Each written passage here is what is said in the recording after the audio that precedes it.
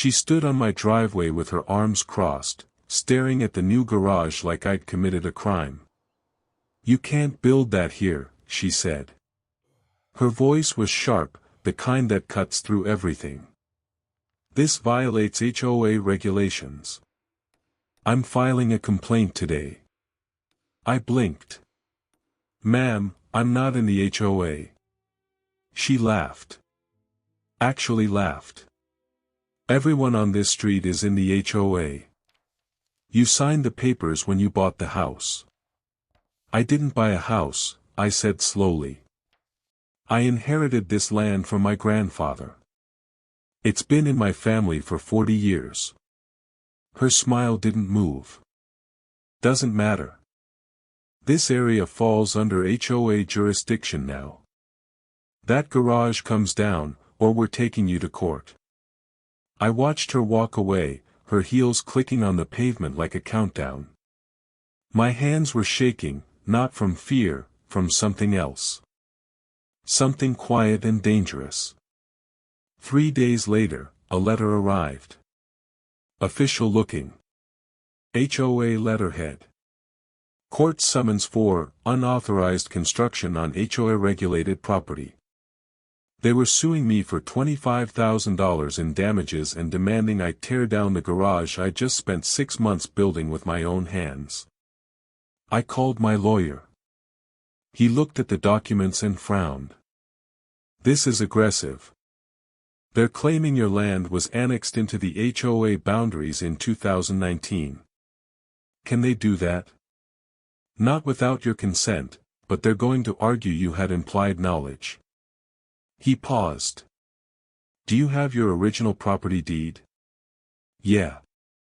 My grandfather's name is still on it." "Bring it. We're going to need everything." The court date came faster than I expected. I walked into that room and saw her sitting at the plaintiff's table, surrounded by 3 other HOA board members. All of them in suits. All of them looking at me like I was already guilty. The judge called the case. Their lawyer stood up first, smooth and confident. "Your Honor, the defendant knowingly built a structure in violation of HOA covenants. The property in question falls within the boundaries established in 2019. We have maps, we have records, we have witness testimony." He slid a folder across to the judge. I saw the map inside. My land was colored in green, marked as HOA Zone 7. The judge looked at me. "Do you have representation?" My lawyer stood. "Yes, Your Honor. And we'd like to present our own evidence." "Proceed." He pulled out the deed. Original. Signed in 1984. Then he pulled out something else, a surveyor's report I'd paid for last week. It showed the exact boundaries of my property. Every inch of it. "Your Honor," my lawyer said, "the plaintiff's map is incorrect. My client's land sits 40 feet outside the HOA boundary line. The garage in question is not only legal, it's not even close to their jurisdiction." The room went silent. The HOA lawyer's face changed. He grabbed the map, compared it to ours, and I saw the panic in his eyes. But the woman, she didn't panic. She stood up. "That's not true. We have proof that he—" "Sit down," the judge said. She didn't. I said sit down. She finally did, but her hands were gripping the table so hard her knuckles went white. The judge looked at the surveyor's report for a long time. Too long. Then he looked at the HOA lawyer. "Counselor, did you verify the property boundaries before filing this lawsuit?"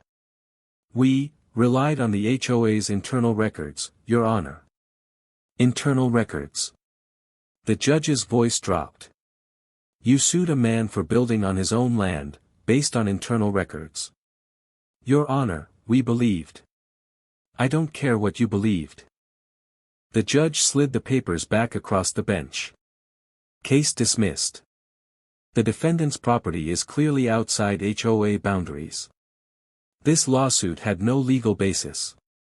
I should have felt relief. But I didn't. Because she was already standing again, her face red, her finger pointed right at me. "This isn't over," she said. "You think you can just do whatever you want? We'll appeal. We'll file again. We'll make sure that garage comes down one way or another." The judge's gavel hit the bench so hard it echoed. "Ma'am, if you file another baseless lawsuit against this man, I will personally recommend sanctions against your HOA. Do you understand me?" She didn't answer. She just grabbed her purse and stormed out, the other board members scrambling behind her like confused children. My lawyer patted my shoulder. "You won. Go home. Enjoy your garage." But I knew better. People like her don't just stop. 2 weeks later, I woke up to banging on my door. It was 6 a.m. I opened it and found a code enforcement officer standing there with a clipboard. "Sir, we've received complaints about unpermitted construction on this property. I need to inspect your garage." I stared at him. "I have all my permits. The county approved everything. I still need to see it." I showed him the permits. Every single one. Stamped, signed, approved. He looked them over, nodded, and left without a word. But I knew who'd called him. I knew exactly who. 3 days after that, my mailbox was filled with flyers. Bright yellow paper. They had my address printed at the top in big red letters that said, "Illegal construction, neighborhood safety risk." Someone had put them in every mailbox on the street. My neighbor knocked on my door that afternoon, holding one of the flyers. "Hey man, is this true? Are you building something dangerous?" "No," I said. "It's a garage. Fully permitted. Someone's just trying to cause trouble." He looked embarrassed. "Yeah, I figured. But, people are talking." That's when I realized what she was doing. She couldn't beat me in court. So she was going to destroy my reputation instead. Turn the whole neighborhood against me. Make my life so miserable I'd tear the garage down just to make it stop. I sat in my kitchen that night, staring at one of those flyers. My hands were shaking again. But this time it wasn't anger. It was something colder. Something that had been building since the first day she stepped on my driveway. I picked up my phone and made a call. It rang twice before he answered. "Marcus," I said. "I need a favor." "What kind of favor?" "The kind you're good at. I need to know everything about someone." He was quiet for a second. "Who?" "HOA president. Her name's Catherine Brennan." "You sure about this?" "Yeah. I'm sure." "All right. Give me 3 days." I hung up and looked at the flyer again. She wanted to play dirty. Fine. But she had no idea who she was messing with. Because Catherine Brennan didn't know that before I inherited this land, before I became a quiet guy who just wanted to build a garage in peace, I spent 12 years as a federal investigator. And I still had every contact I'd ever made. Marcus called me back on day 2, not 3. "You're not gonna believe this," he said. "Try me. Your HOA president. She's been skimming money. Lots of it. The HOA collected over $40,000 in dues last year. Only $18,000 made it into the actual HOA account." I felt my jaw tighten. Where'd the rest go? Her personal account. She's been doing it for at least 3 years. Maybe longer. Can you prove it? I can get you bank statements. Receipts. Everything. I smiled for the first time in weeks. Do it. The emergency HOA meeting was packed. Every homeowner on the street showed up, most of them because Catherine had sent out a mass email saying there was a dangerous resident who needed to be addressed. She didn't use my name, but everyone knew who she meant. I sat in the back row, quiet, watching her stand at the front like she owned the room.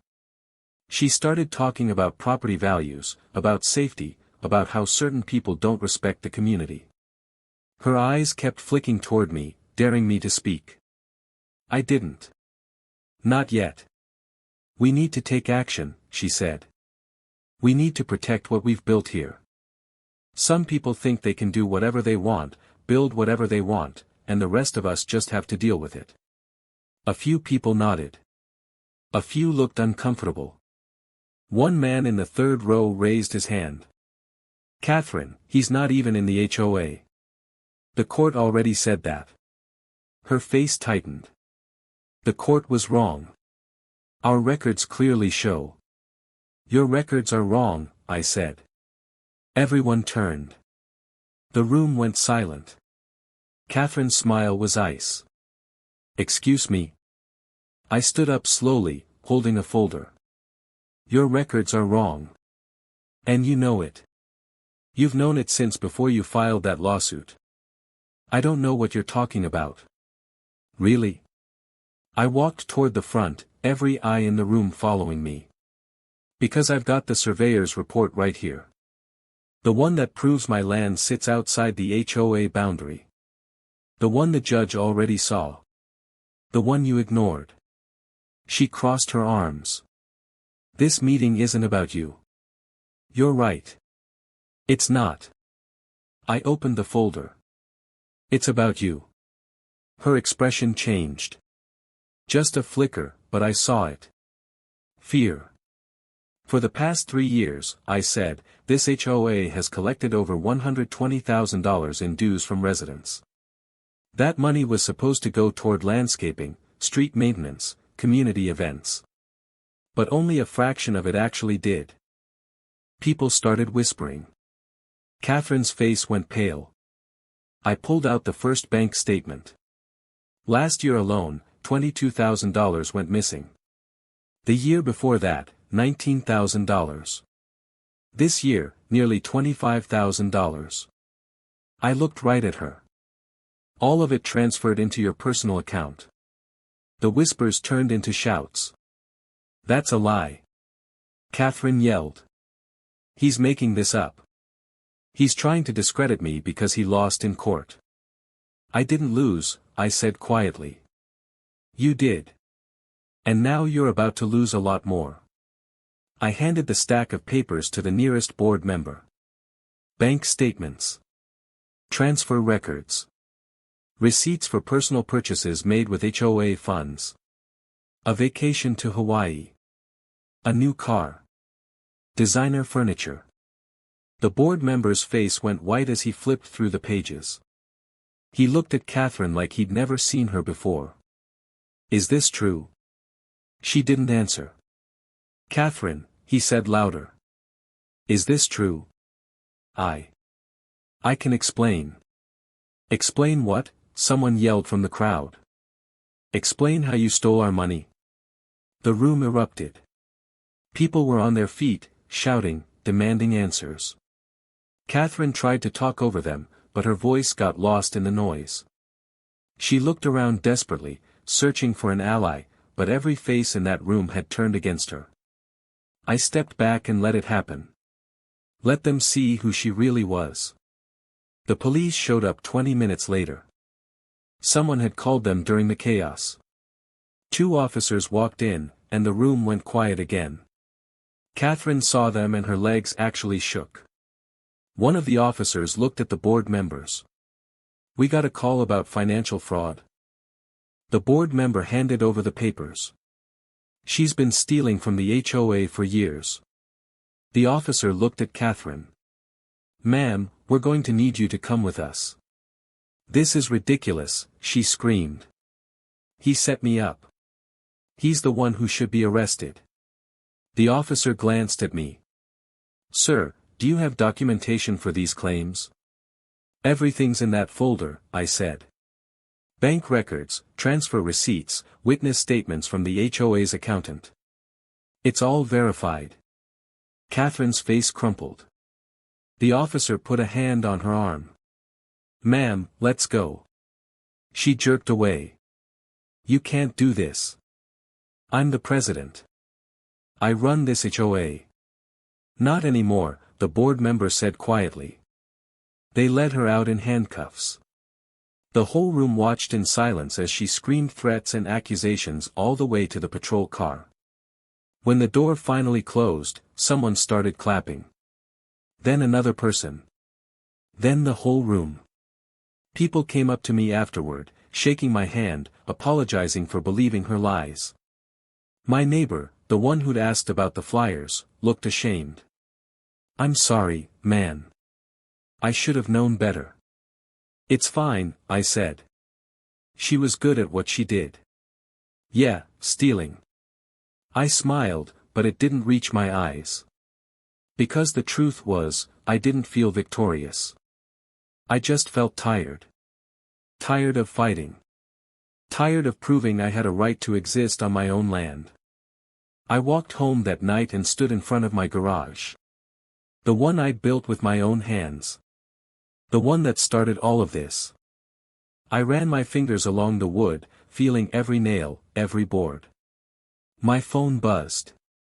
A text from Marcus. Saw the news.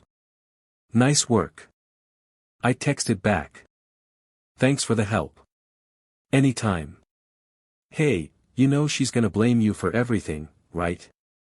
Let her. The evidence speaks for itself. I put my phone away and looked up at the sky.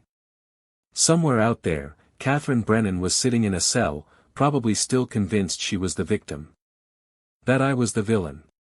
That she'd done nothing wrong. But the truth doesn't care what people believe. The truth just is. And the truth was simple, I built a garage on my own land. She tried to destroy me for it. And in the end, she destroyed herself. I didn't fight for this country to be told I can't build on my own property. My grandfather left me this land so I'd always have a place to call home. And no HOA, no lawsuit, no angry president was ever going to take that away from me. I walked inside, locked the door, and finally, I slept.